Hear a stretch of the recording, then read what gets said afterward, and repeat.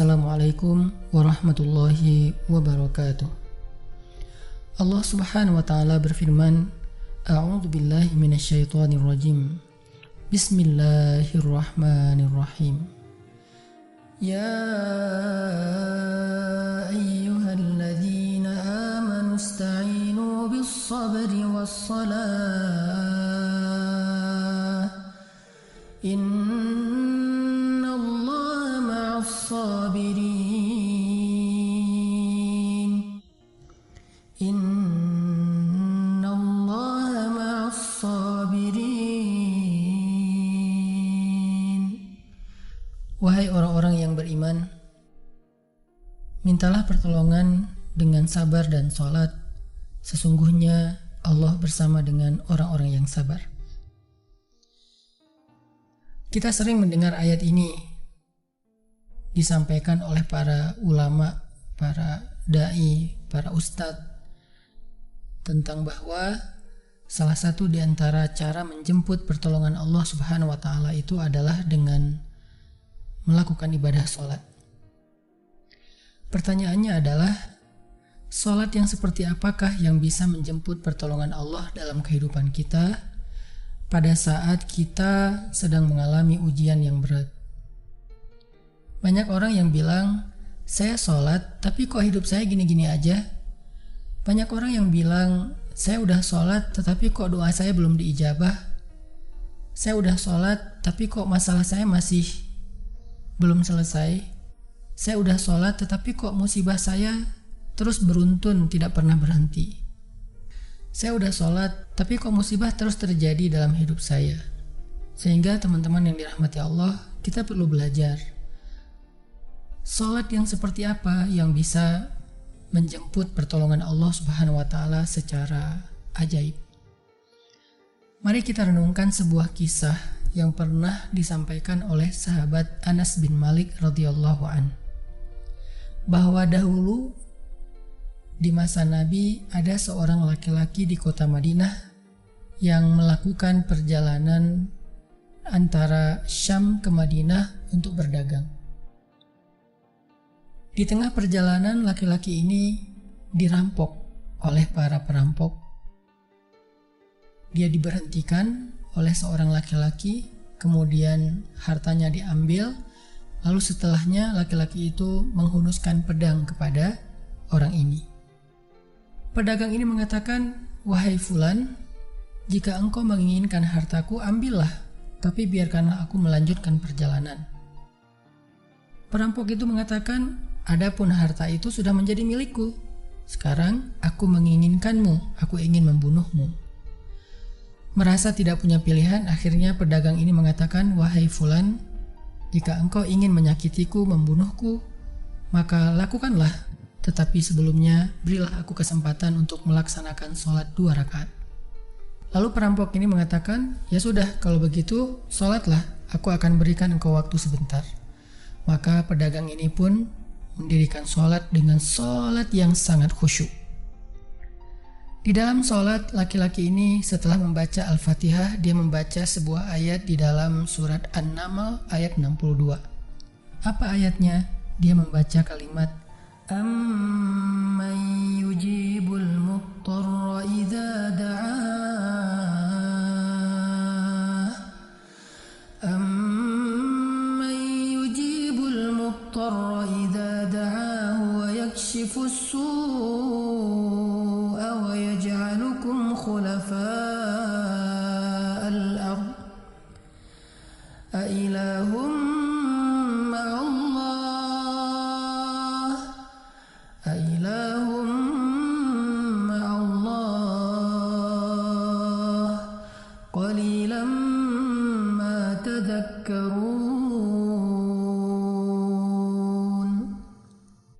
Bukankah dialah Allah yang memperkenankan doa orang yang dalam kesulitan apabila dia berdoa kepadanya, dan menghilangkan kesusahan dan menjadikan kalian sebagai khalifah di muka bumi? Apakah di samping Allah ada Tuhan lain yang patut disembah atau dimintai pertolongan? Sedikit sekali dari nikmat Allah yang kalian ingat. Shadaqallahul azim. Teman-teman yang dirahmati Allah SWT, Inilah ayat yang dibaca oleh pedagang tadi ketika dia sholat 2 rakaat. Dia membaca kalimat ini dengan penuh penghayatan dan perenungan. Dia mentadaburi ayat ini. Amman yujibul muttarra idza da'ah wa yakshifus su'. Bukankah dialah Allah yang memperkenankan doa orang-orang yang dalam kesulitan dan menghilangkan kesusahan? Dia menghayati ayat ini. Dia mentadaburi ayat ini. Sehingga muncullah rasa yakin di hatinya bahwa harapannya saat ini satu-satunya adalah Allah yang yujibul muttar. Dia dalam kondisi muttar, dalam kondisi kesulitan, dalam kondisi terancam. Muttar itu bisa bermakna terancam, kesulitan, kesusahan, dan berbagai macam makna dari ketidakberdayaan. Siapa yang yujibul muttar? Siapa yang akan memperkenankan doa orang yang tidak berdaya selain Allah? Wa yakshifus su', dan menghilangkan kesusahannya selain Allah. Maka mulai muncullah rasa yakin di dalam hati laki-laki ini setelah membaca ayat tersebut. Setelah selesai dia lakukan sholat, kemudian dia mengangkat kedua tangannya. Dia berdoa kepada Allah dengan menyebut nama-nama Allah yang mulia. Ya Rabbi, wahai Tuhan yang maha pengasih, wahai Tuhan yang maha penyayang, wahai Tuhan yang memiliki arasy yang mulia, wahai Tuhan yang menampakkan makhluk, wahai Tuhan yang maha mengembalikan, wahai Tuhan yang maha melaksanakan apa yang Dia kehendaki. Aku mohon dengan cahayamu yang memenuhi sudut-sudut arasy-Mu. Hamba mohon kepadamu dengan kekuasaanmu yang menguasai makhluk-Mu dan dengan rahmat-Mu yang meliputi segala sesuatu. Tidak ada Tuhan yang berhak disembah selain Engkau, ya Allah. Wahai Tuhan yang maha penolong, tolonglah aku. Laki-laki ini berdoa meminta kepada Allah dengan menyebut kebesaran Allah di arasy, menyebut cahaya-cahaya yang dimiliki oleh Allah yang meliputi arasy-Nya yang mulia. Tiba-tiba setelah selesai berdoa, muncullah seorang laki-laki dengan pakaian hijau bercahaya. Dia mengendarai seekor kuda berwarna abu. Dia mengeluarkan pedang. Lalu perampok tadi mencoba untuk menyerang laki-laki berkuda itu. Tetapi laki-laki berkuda itu menendang dengan kudanya sehingga perampok ini terhempas, terjatuh. Kemudian laki-laki tersebut membunuh perampok itu seketika. Kemudian pedagang itu bertanya, "Siapakah Tuan?" Lalu penunggang kuda itu menjawab, "Ketahuilah, saya adalah malaikat yang turun dari langit ketiga. Ketika kamu berdoa kepada Allah kali yang pertama, kami para malaikat mendengar suara gemerincing dari pintu-pintu langit. Sehingga para malaikat bertanya-tanya, apa yang sedang terjadi? Tiba-tiba muncullah doamu yang kedua, hingga pintu-pintu langit terbuka dan nampaklah cahaya yang sangat benderang. Dan di doamu yang ketiga, datanglah malaikat Jibril kepada kami seraya berseru, siapakah di antara kalian wahai para malaikat yang mau menolong hamba Allah itu? Lalu aku memohon kepada Allah agar Ia mengizinkanku melaksanakan tugas ini. Wahai hamba Allah, ketahuilah, barang siapa yang berdoa dengan doa yang engkau baca tadi ketika dalam kesedihan, penderitaan, dan dalam keadaan sedang susah, maka Allah akan melepaskannya dari kesedihan dan akan menolongnya."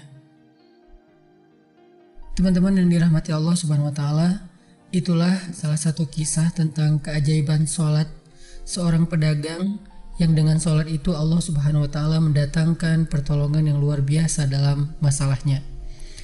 Pertanyaannya adalah, apa rahasia sholat pedagang itu sehingga Allah mendatangkan malaikat khusus yang menunggang kuda berwarna abu, lalu malaikat ini membunuh perampok yang ingin mencelakai pedagang itu? Salah satu rahasia dari sholat pedagang itu, kata para ulama, adalah dia melakukan ibadah sholat dengan ihsan. Seperti yang dikatakan Nabi tentang bab ihsan, an ta'budallah ka'annaka tarah fa'in lam takun tarah fa'innahu yarak. Ketika engkau beribadah kepada Allah, seolah-olah engkau melihat Allah. Jika engkau tidak bisa melihat Allah, maka yakinlah Allah melihatmu. Di sini Nabi mengajarkan kepada kita tentang sholat yang terkoneksi langsung dengan Allah Subhanahu wa Ta'ala. Terkoneksi dalam yakin dan iman sampai seolah-olah kita melihat Allah. Artinya ketika kita bisa sholat seolah-olah kita melihat Allah, lalu dengan kondisi seperti itu kita meminta pertolongan Allah dengan penuh keyakinan, itulah sholat yang mendatangkan pertolongan Allah. Atau kalau kita nggak bisa membayangkan bahwa kita melihat Allah karena itu memang sulit, maka yakinlah Allah melihat kita dan itu pasti. Artinya bahwa Allah itu pasti mendengar kita, melihat kita, dan sedang menunggu apa yang kita butuhkan. Maka orang yang bisa melakukan sholat dalam keadaan benar-benar seperti sedang bertemu dengan Allah, lalu dia meminta pertolongan Allah Subhanahu wa Ta'ala seperti pedagang tadi, maka sholatnya itulah yang disebut di dalam Al-Quran wasta'inu bis sabri was sholah, sholat yang bisa mendatangkan pertolongan Allah Subhanahu wa Ta'ala. Semakin sering kita melakukan sholat dengan ihsan, benar-benar seperti bertemu dengan Allah Subhanahu wa Ta'ala. Kalau kita nggak bisa ngerasain bagaimana cara menghayati kita melihat Allah, yakinlah Allah melihat kita. Dan kalau kita bisa mendawamkan ini dalam sholat 5 waktu dan dalam sholat-sholat sunnah kita yang lain, terutama sholat tahajud, maka insya Allah sholat kita sudah menjadi jalan keajaiban dalam kehidupan kita. Barakallahu fiikum.